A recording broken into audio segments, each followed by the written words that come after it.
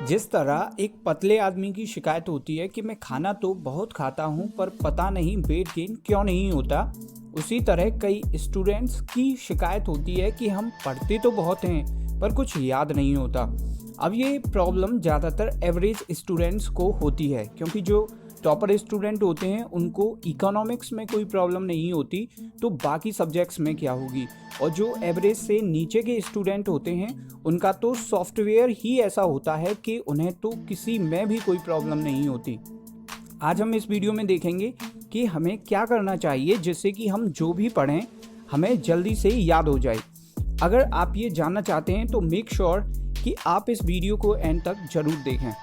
मान लीजिए आपने 2 घंटे तक पढ़ाई की और फिर अपने दोस्त से तुम्हारे साथ जो पढ़ती हैं उनके बारे में बात करने लग गई, तो फिर अगले दिन आप देखोगे कि आपने जो भी कल पढ़ा था वो सब दिमाग से बाहर जा चुका है। और ऐसा इसलिए होता है कि जितना टाइम आपने कुछ पढ़ा उसका लगभग आधा टाइम उसे माइंड में एब्जॉर्ब होने में लगता है। अब जब पढ़ने के तुरंत बाद आपने अपने दोस्त से बात की तो आपकी थॉट प्रोसेस बदल गई और आपने जो भी पढ़ा उसे एब्जॉर्ब होने का टाइम ही नहीं मिला, और नतीजा ये हुआ कि जहाँ से शुरू किया था वापस वहीं पहुँच गए। अब इसका एग्जाम्पल भी देख लीजिए कि जब हम कोई गाना सुनते हैं तो हम उसे गुनगुनाने लगते हैं, और ऐसा करके हम गाने के लिरिक्स को अपने माइंड में एब्जॉर्ब कर लेते हैं। ये प्रोसेस इतने नेचुरल तरीके से होती है कि हमको दसियों गाने याद हो जाते हैं। तो जब भी आप पढ़ाई करें खुद को समय दें जिससे कि आपने जो भी पढ़ा है वो अच्छे तरीके से माइंड में बैठ जाए। हम कोई टॉपिक बहुत अच्छे से कर लें, उसके क्वेश्चंस भी लगा लें, लेकिन अगर हम उसका रिवीजन नहीं करेंगे तो आप भी जानते हैं कि एग्ज़ाम के टाइम तक हम उसे भूल जाएंगे। यानी कि अगर किसी चीज़ को बार बार रिपीट किया जाए तो वो लंबे टाइम तक हमारे माइंड में बनी रहती है। इसीलिए रिवीजन को इतनी इम्पोर्टेंस दी जाती है। आप जो भी पढ़ें उसे रिवाइज करने के लिए हफ्ते में एक बार टाइम ज़रूर निकालें, जिससे कि वो माइंड में बना रहे और एग्ज़ाम में उसे रिप्रोड्यूस करने में कोई दिक्कत ना हो। अगर हमको कोई बुक याद करने को दी जाए तो कुछ भी हो जाए हमको वो बुक जल्दी याद नहीं हो सकती, लेकिन अगर हम उस बुक के हर टॉपिक को अपने हाथ से लिख लें तो हमको कंपेयर टू बुक याद करने में आसानी रहेगी। और ऐसा इसलिए कि जब हम हाथ से लिखकर पढ़ते हैं तो एक्टिव लर्निंग होती है और हमको जल्दी याद होता है। नोट्स बनाने का होल पॉइंट यही है, इसलिए आपके पास खुद के बने नोट्स तो ज़रूर ही होने चाहिए। कई बार हमको क्रम में चीज़ें याद करने की ज़रूरत पड़ती है।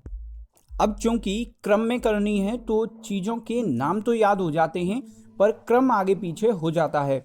अब ऐसे में ये किया जाता है कि जितने भी शब्द हों उनके आगे का लेटर लेकर एक सेंटेंस बना लेते हैं। फिर हमको पूरे क्रम को याद नहीं करना, बस उस सेंटेंस को याद करना पड़ता है।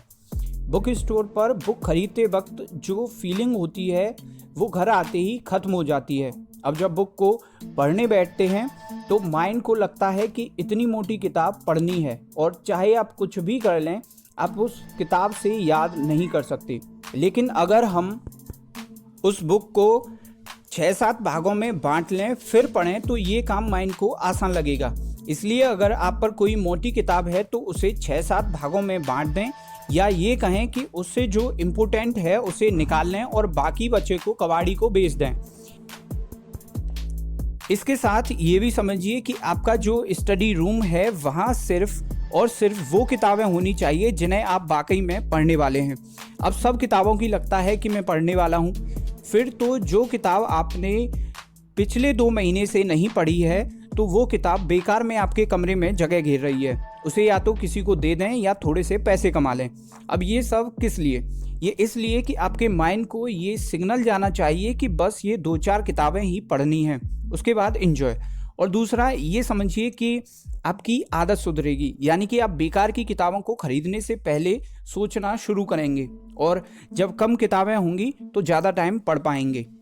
और आखिर में ये एक तरह का बहाना है कि मुझे कुछ याद नहीं होता, और ये आप खुद को बोलते हैं तो खुद की नज़रों में आप सही होना चाहते हैं कि मैं पढ़ता तो बहुत हूँ पर याद ही नहीं होता। अब तुम ही बताओ मैं क्या करूं। ये एक तरह से हार मान लेना भी है। अगर आपको बाकी में लगता है कि आप कुछ भी याद करने में कमज़ोर हैं तो उस टॉपिक को एक्स्ट्रा टाइम दीजिए। क्लास में नहीं समझ आ रहा तो किसी बढ़िया से टीचर पर ट्यूशन लगा लें, ज़्यादा से ज़्यादा रिवीजन करो। अब देखो, एक बार में तो किसी को कुछ भी समझ नहीं आता, थोड़ा सा चीज़ों को ज़्यादा समय दो, माइंड लगाओ और मेहनत करो। अब खुद को ये बहाना देना छोड़ दो कि मुझे याद नहीं होता। इस वीडियो को समराइज़ करें तो ये हमने सीखा है, हर पॉइंट पर ध्यान दें। इस वीडियो को लाइक करें और भी बोर्ड एग्जाम से रिलेटेड वीडियोस देखने के लिए इस चैनल को सब्सक्राइब करें। मिलते हैं अगले वीडियो में।